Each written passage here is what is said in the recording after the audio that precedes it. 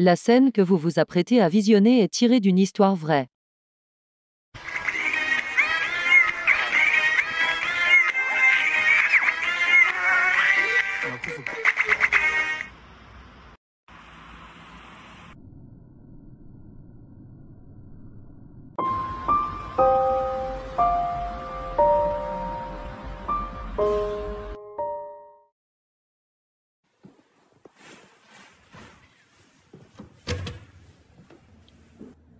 Les gars, là, c'est la crise. Comment on va faire? C'est la catastrophe. Il m'a ignoré. J'en étais sûr de toute façon. Personne ne m'aime, c'est comme ça. C'est toujours été comme ça. Et puis si j'étais pas si nul, peut-être qu'il m'aurait répondu. C'est quoi ce raffut là? Tout le monde se calme. Écoutez, je vois que vous entendez pas trop, vous n'êtes pas trop d'accord entre vous. On va régler ça, pas de souci. Mais avant, je vais vous faire un petit cours sur ce que vous êtes vraiment. Vous voyez ces petits personnages? C'est ce qu'on appelle des pensées automatiques dysfonctionnelles.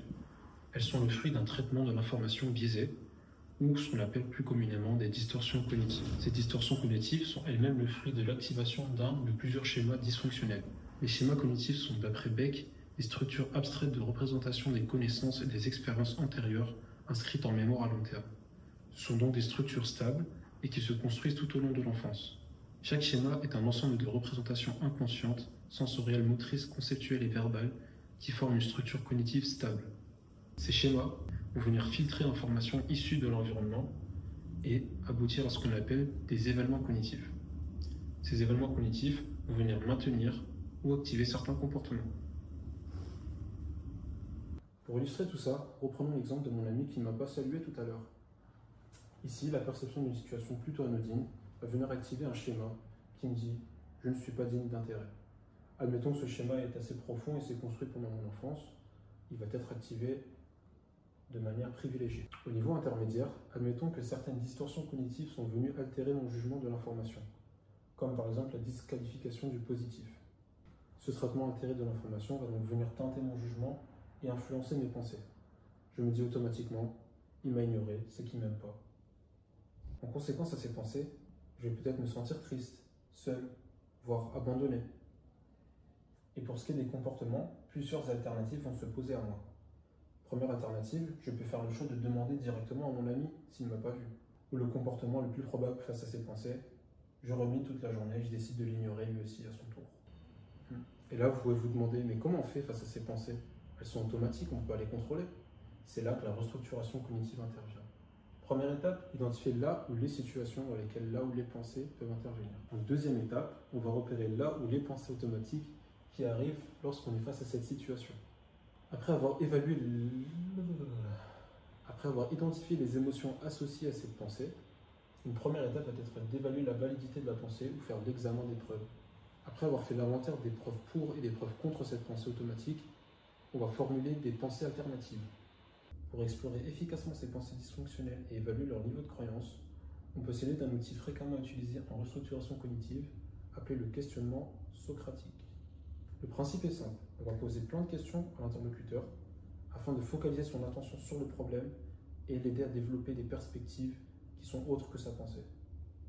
Cela va donc permettre de focaliser l'attention du patient et du thérapeute sur le problème à traiter, de mettre à jour les hypothèses et d'en tirer les conséquences possibles. Mais une illustration vaut mieux que 1000 mots.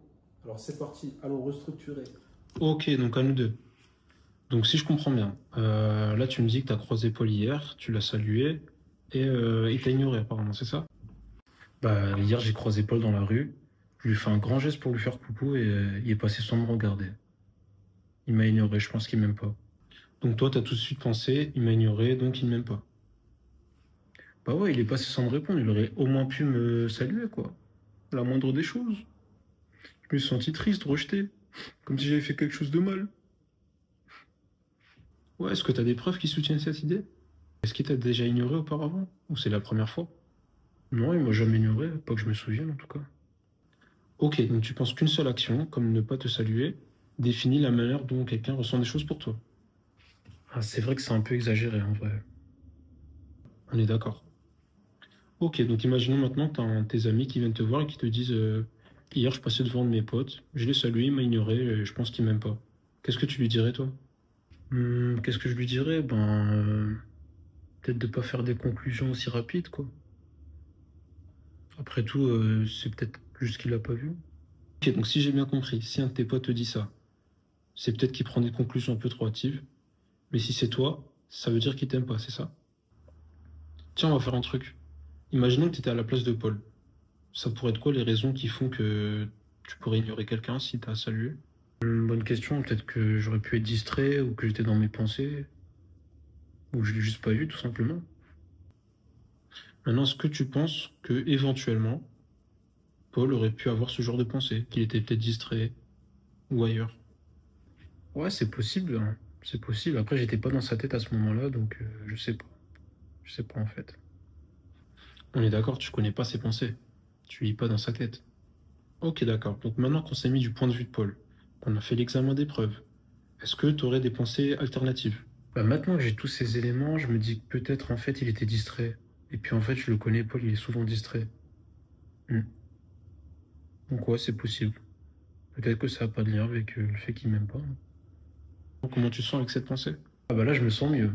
Je me sens bien plus calme et apaisé. Tiens, je vais aller lui envoyer un message. Tiens, je vais voir si peut-être il m'a pas vu. Vérifier avec lui. Et voilà les amis, c'est tout pour moi. Merci beaucoup. Voilà comment on restructure une personne en 5 minutes.